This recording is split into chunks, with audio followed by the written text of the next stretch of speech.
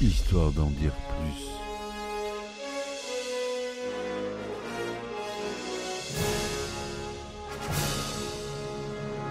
Eh ben attendez, on est en France. Allez, cul sec. Hop.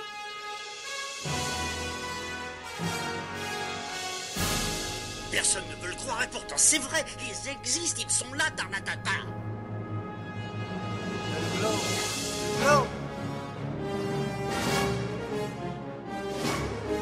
Il faut qu'on pète.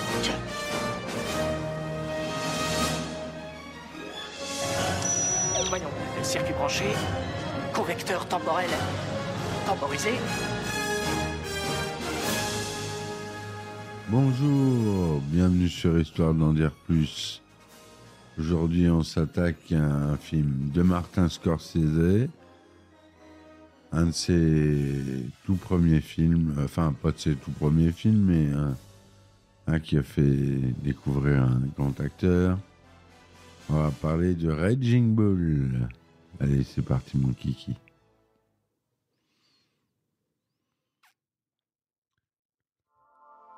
Alors, Raging Bull, avec Robert De Niro et Joe Pesci déjà.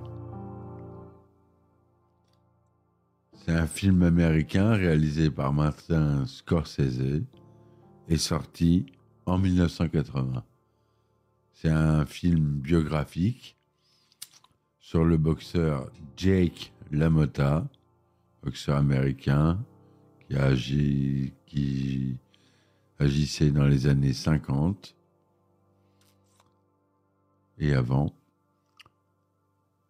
Le synopsis rapide, c'est Jake LaMotta, qui est un boxeur italo-américain, surnommé le Taureau du Bronx.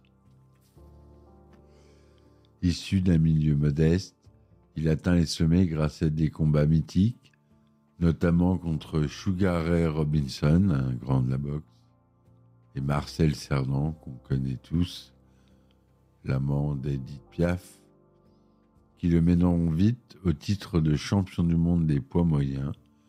Il connaît ensuite l'échec de sa vie privée, divorce, reconversion en gérant de boîte de nuit, etc.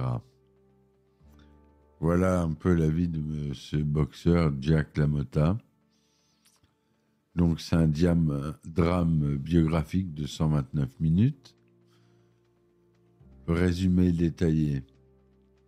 En 1941, Jake LaMotta est un jeune boxeur prometteur au rang des poids moyens. Celui-ci subit sa première défaite face à Jimmy Reeves après décision des juges. Cette décision, très controversée, causera une bagarre générale dans le public. Le frère de Jake, Joey, discute de l'organisation d'un potentiel match pour le titre des poids moyens avec l'une de ses relations dans la mafia.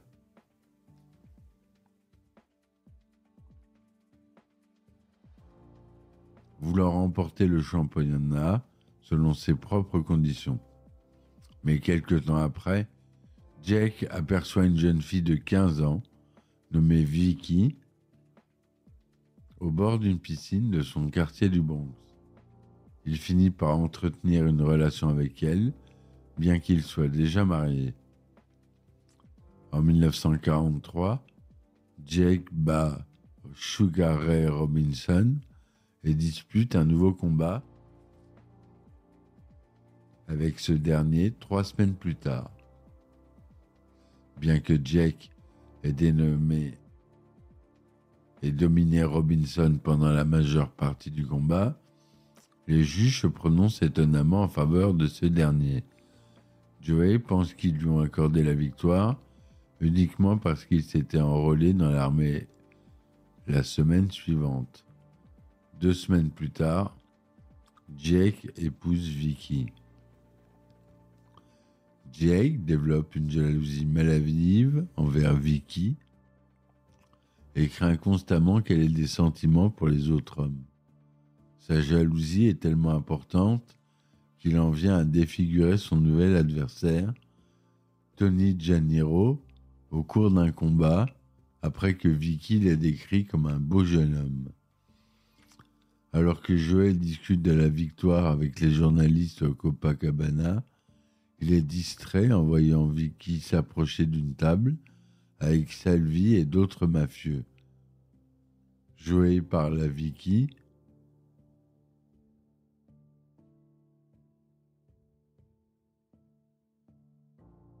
Qu'il laisse entendre qu'il n'est pas satisfait de son mariage avec Jake, ayant l'impression que Vicky a une liaison avec Salvi. Joey l'attaque et le traîne jusqu'à l'extérieur du club où il le cogne contre la porte d'un taxi. Tommy Como, le chef de la mafia locale, leur ordonne plus tard de s'excuser et demande à Joey de dire à Jake que s'il veut une chance de remporter le titre de champion comme Como le contrôle, il devra perdre son prochain match. Jack accepte et perd volontairement contre Billy Fox. Hué après avoir réalisé une très mauvaise performance, il est ensuite suspendu peu de temps après par le conseil d'administration, soupçonné d'avoir été corrompu pour perdre le combat. Cela lui déclenchera un grand chagrin. Il est finalement réintégré et en 1949 remporte le titre de champion des poids moyens contre Marcel Cerdan. Un an plus tard, Jack devient de plus en plus paranoïaque à l'idée que Vicky a une liaison. Il demande à Joey s'il a couché avec elle, ce qui met Joey en colère et le pousse à partir. Jake demande plus tard à Vicky si elle a eu une liaison, ce à quoi elle répondra de manière sarcastique qu'elle a eu des relations sexuelles avec Joey. Salvi Tommy et tous les hommes qu'elle a croisés sur son chemin. Dans un accès de rage, Jake, suivi par Vicky, se dirige vers la maison de Joey et le roue de coups devant sa femme, Lenora, et leur enfant avant d'assommer Vicky. Vicky retourne plus tard chez Jake et menace de partir. Mais ils se réconcilient.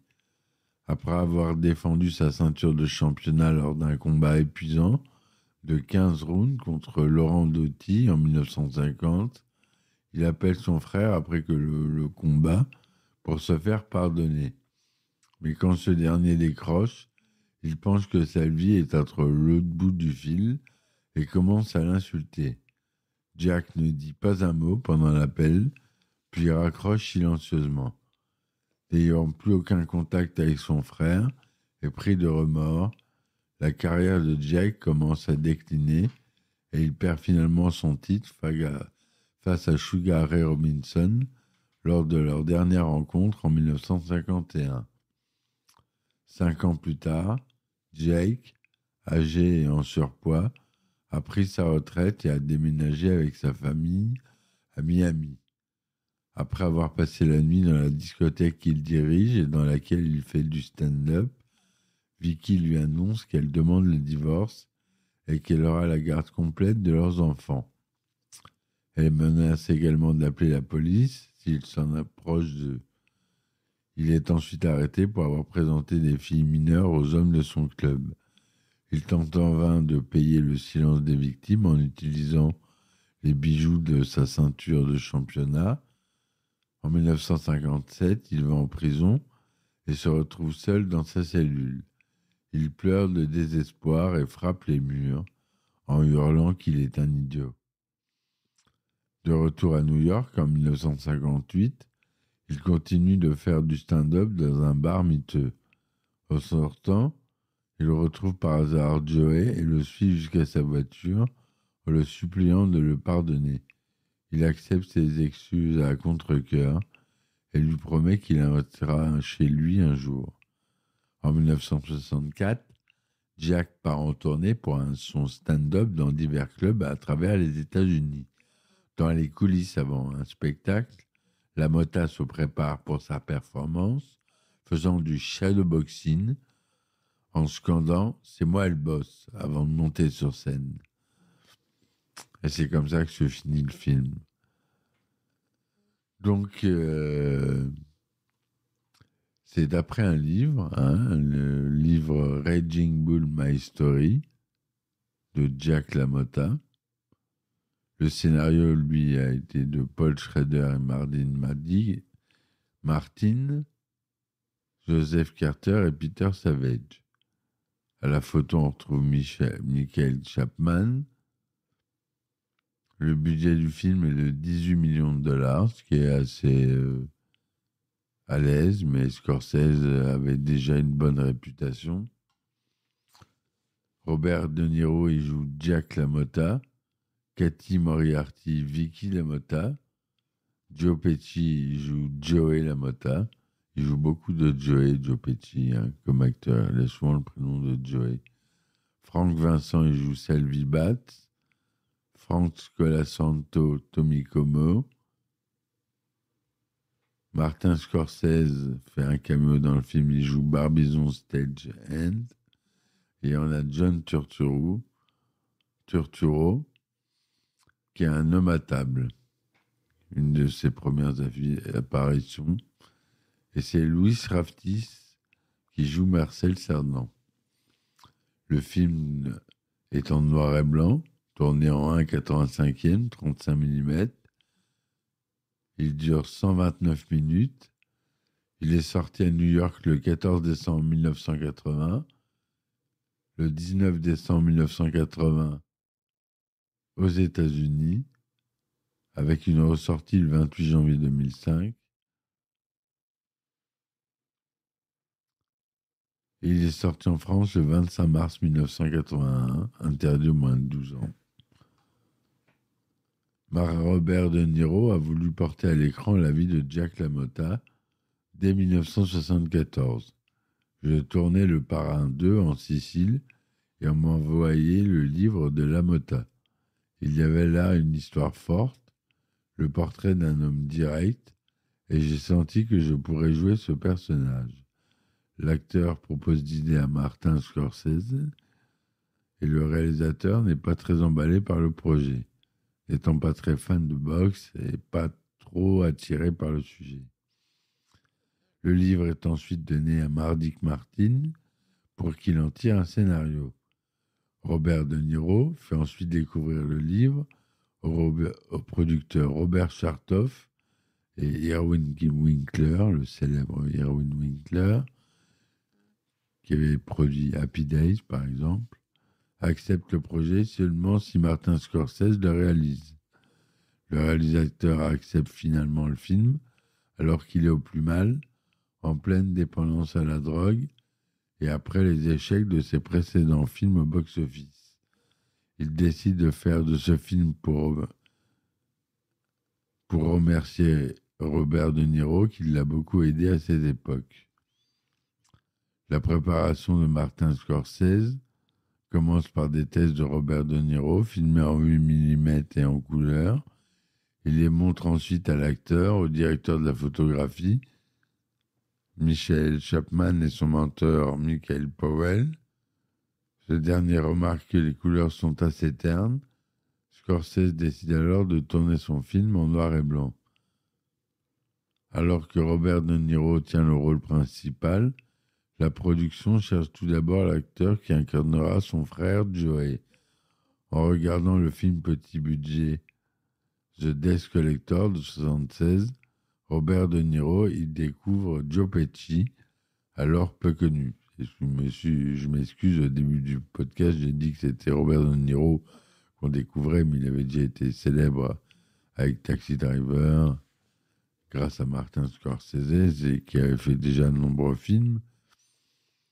Mais c'est Joe Pesci qu'on découvre dans Raging Bull. Voilà, donc erreur est réparée. Pour le rôle de la seconde femme de Jake, Vicky, de nombreuses actrices sont sur les rangs. Joe Pesci suggère alors le nom de Cathy Moriarty, qui était aussi alors inconnue.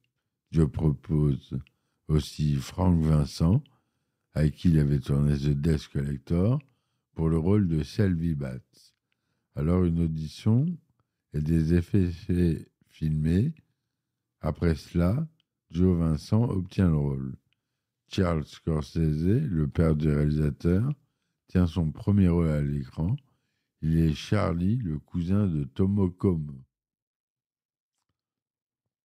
Le tournage débute en avril 1979, jusqu'en août. Les scènes tournées sont celles où LaMotta est un boxeur. Le tournage va ensuite être stoppé pour que Robert De Niro prenne 30 kilos en 4 mois. Je me levais tôt le matin, explique-t-il. Puis je prenais un bon petit déjeuner, puis un grand déjeuner et un grand dîner. Puis je suis allé en France et là j'ai mangé dans tous les 3 étoiles. J'étais à l'agonie, mais en une semaine j'avais pris 5 kilos.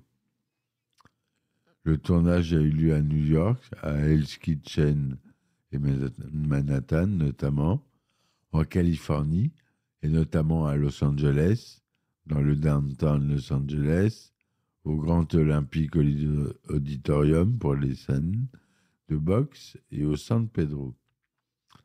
L'une des caractéristiques principales de Raging Bull tient dans la manière dont sont filmées les scènes de combat.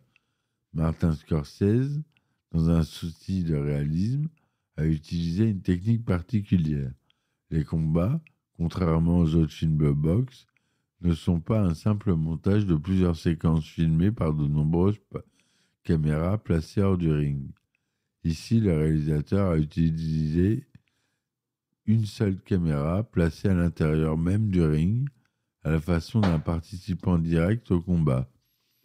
Une telle technique est cependant fastidieuse, car elle demandait un jeu précis de la part des acteurs, devant se placer au bon endroit et exécuter rigoureusement les mouvements prévus. C'est cette idée qui explique la durée importante du tournage, consacrée aux seules scènes de combat, qui n'excèdent pas 10 minutes dans la durée totale du film, et qui ont demandé pas moins d'1 mois de tournage. Lorsque De Niro a pris ses 30 kilos, Scorsese a remarqué que l'acteur respirait très mal. J'ai respiré aussi mal que lorsque je faisais une crise d'asthme, a déclaré le réalisateur. Craignant pour la santé de sa vedette, Scorsese a tourné toutes les dernières scènes de LaMotta en un temps record. La musique du film est composée de morceaux non originaux, notamment du compositeur italien Pietro Mascagni. On retrouve également des chansons de rhythm and blues et de jazz, Ella Fitzgerald, Ink Spot, Harry James. Martin Scorsese s'est servi de ses propres 78 tours avec l'aide de Robbie Robertson.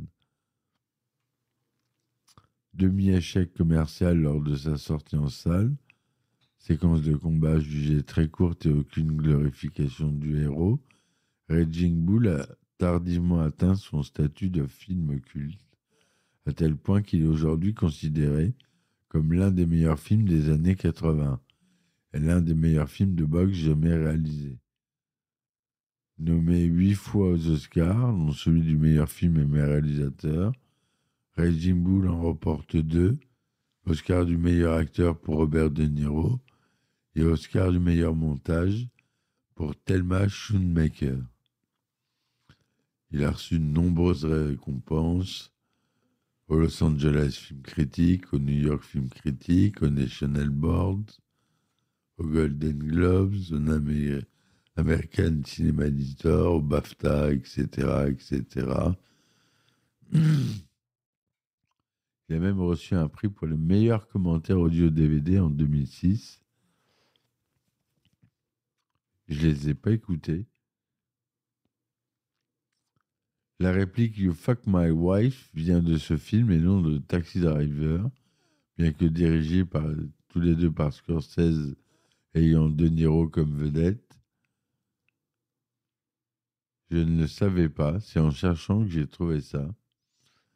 Petite autre anecdote, Martin Scorsese déclare plusieurs années après la sortie du film que De Niro lui a certainement sauvé la vie en lui proposant ce projet. En effet, il permet à Scorsese de reprendre son activité après une hospitalisation à cause de la cocaïne en 1978. En 2013, De Niro parodie son rôle de Jack LaMotta dans le film Match Retour en incarnant Billy the Kid McDonough, un sexagénaire à qui l'on propose de prendre sa revanche sur Henry Razor Sharp, interprété par Sylvester Stallone, ce dernier parodiant son rôle de Rocky Balboa. Lorsque Jack LaMotta a vu le film, il s'est rendu compte de la personne horrible qu'il avait été. Il a demandé à son ex-femme Vicky s'il avait vraiment été comme ça. Elle a répondu « Tu étais pire ». Et voilà ce que je voulais vous dire sur ce film culte. C'est pour ça que j'en parle. Il est enregistré au National Film Registry, ce qui est pour moi une référence. Je parle de ce postulat-là. C'est la bibliothèque du Congrès américain qui a lancé ce fonds en 1989, qui a réuni une équipe d'experts, de critiques de cinéma. Je crois que Roger Ebert en fait partie, un des plus grands critiques du New York Times, je crois. Et leur permettre de mettre les meilleurs films de tous les temps dans ce registre.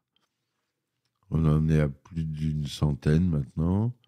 Star Wars, par exemple, était dès la première année, en 1989, dans la sélection. Ils en sélectionnent une dizaine par année. Et Raging Bull fait partie de celui-là. Voilà ce que je voulais vous dire sur ce film fabuleux à voir, même s'il est en noir et blanc, il ne faut pas se laisser aller. C'est un bon film, très très bon film, réplique culte. Je vous dis merci de m'avoir écouté, supportez-moi sur mes différentes plateformes, abonnez-vous pour avoir les nouveaux épisodes en exclusivité. Vous pouvez avoir les petits abonnements à Casse Plus ou Patreon avec des épisodes en avant-première et en exclusivité. Ça coûte 2 € par mois ou 2,99 €, je ne sais plus. C'est pas très cher. Voilà. Merci encore de m'avoir écouté. Je vous dis à très vite. Et puis, ciao, ciao. Histoire d'en dire plus.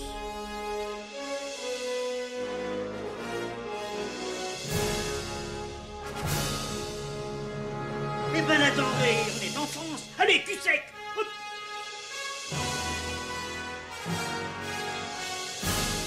Personne ne veut le croire et pourtant c'est vrai, ils existent, ils sont là, Tarnatata.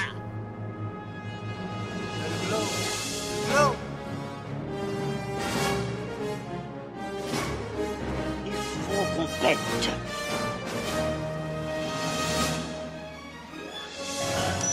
Voyons, circuit branché, correcteur temporel temporisé,